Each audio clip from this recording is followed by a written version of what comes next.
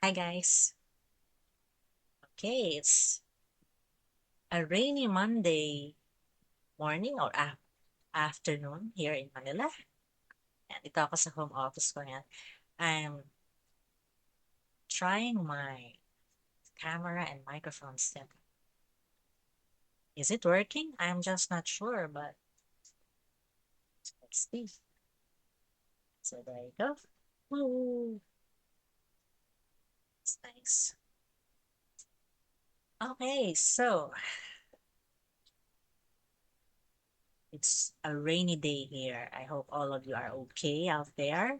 Kamusta na buhay-buhay natin, mga kapamilya, mga kapuso, kabarangay, kasityo.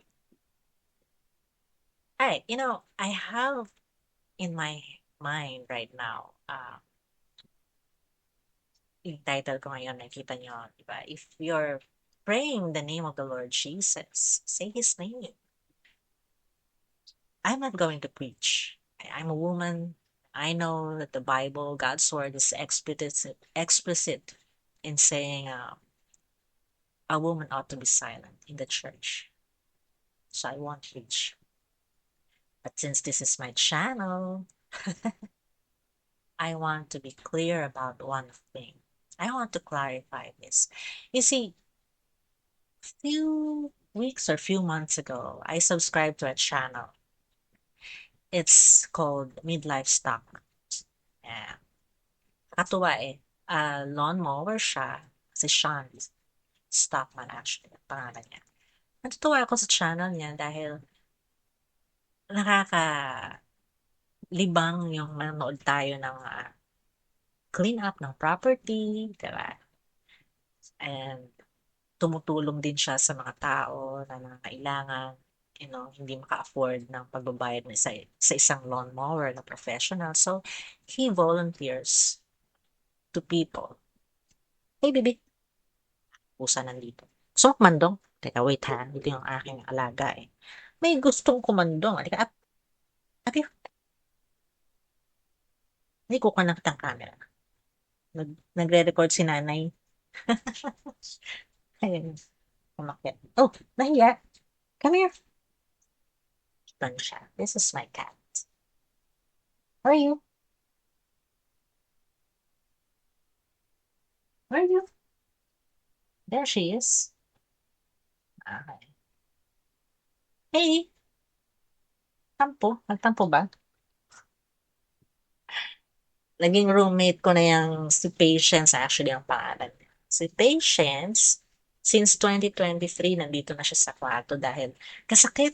Dahil niya makasagap ng sakit pag nasa labas siya. Kaya ang pa-ospital ng pusa, pusa, parang tao.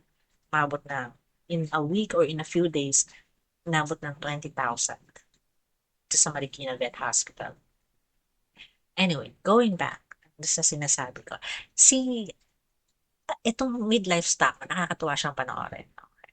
And I watched several of his videos and I am amused really to find people volunteering to do good work like that out of kindness. And there was one episode that he had. He helped siblings, two siblings. Forgot the name, but they're Mexican. They're of Mexican descent. And they just couldn't keep their backyard kept. Untended yung backyard nila. So, ang dami ng growth, overgrowth, and tapos yung roofing nila kailangan na rin iayos. No? But anyway, nagkaroon ng mga volunteers, mga kaibigan I'll just link here sa video ko yung particular episode niya. Yung mga ginoong kaibigan ni Sean Stockman, tumulong. I think kasama to sa Bible study group niya. I believe he's a Christian also. So, mga kasama niya sa Bible study group siguro. So, tumulong. Nag-volunteer din para ayusin yung bahay ng kapatid. And then, there's a point in that video that Sean Stockman, si Sean, the lawnmower, siya yung midlife Stockman. He prayed. He said a prayer. And if I if I'm not mistaken, he ended his prayer this way: In the name of your Son, we pray. Amen. Napaisip ako, okay sana, nakaka-inspire din. Pero something's missing in that prayer. In the name of your Son, we pray. Come on, guys. If you're a Christian, if you're a believer, you know what I mean. Ang daming son. Whose son is that? Kaya sabi ko, okay, let's be careful about this. We are being kind to people, and yet we cannot even mention in front of them the name of the Lord Jesus. And we're praying to God and His Son, except that we cannot say His name. I find that strange. Kaya nga, ang title nitong video ko, if you're going to pray or you're praying in the name of the Lord Jesus, say His name. Because there's so much power in the name of the Lord Jesus. Kung believer ka, hindi ka basta-basta mag-i-amen dun eh. Kasi ang daming son. Whose son is that? Ang daming gods. And we better be clear who we're praying to, because that's where the power of the prayer comes in. The name of the Lord Jesus. So sana yung panalangin ni Sean Stackman nag-end ng ganito eh. In the name of your Son, Jesus Christ, we pray. Amen. Talagang mag-i-amen ako. Kaya lang di niya binanggit ang pangalan ng Panginoon Jesus. And I understand that if you're going to watch Midlife Stockman videos, he's into this kindness, super kindness thing.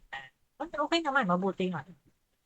Kaya lang, kindness, if it's all kindness, without the mention of the Lord Jesus, then it's just kindness. Naalala ko yung libro ni Steve Sjogren. I don't know if this is after the book of Steve Sjogren, ano? The Conspiracy of Kindness. Puro kindness. Tingin ko ito yun. And this is the book that seeker-sensitive churches are promoting. Along with the books of Rick Warren, The Purpose-Driven Life, iba-iba pang book, na halos hindi banggitin ang pangalan ng Panginoong Jesus. Or kung babanggitin man, ang daming kasama. Magiging ecumenical yung approach.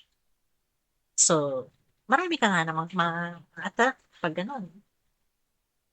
Diyan yung Muslim, diyan yung Isalista siguro, diyan yung mga komunista rin, Confucius, Buddhists, ecumenical. Kaya lang, we are warned, di ba, in the Bible. God's word has explicitly told us, warned us to warn.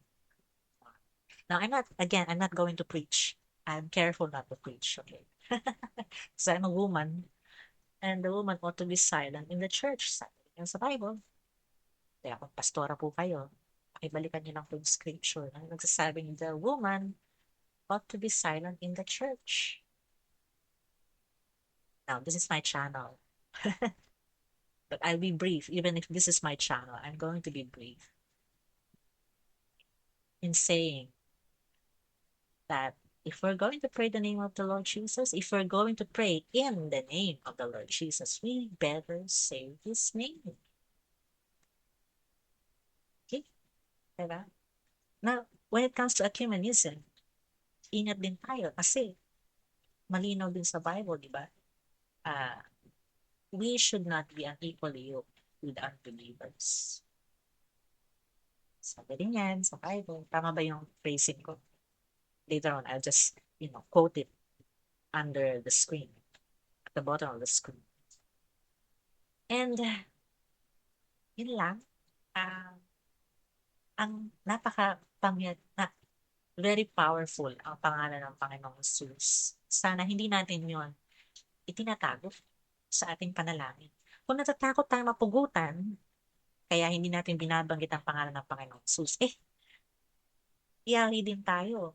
Sabi nga sa Bible, di ba? Fear Him who is able to cast the soul into hell. And that we should not fear anyone who can only kill the body. Diba? Nasa Bible din yan.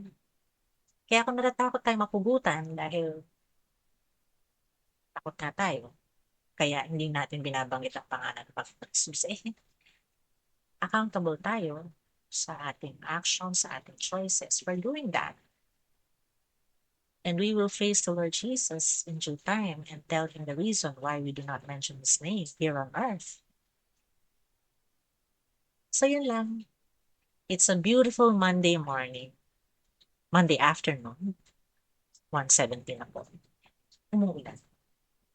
And I wish all of you a blessed week. Thank you for watching.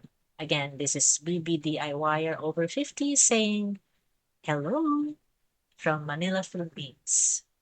Salamat po sa panonood.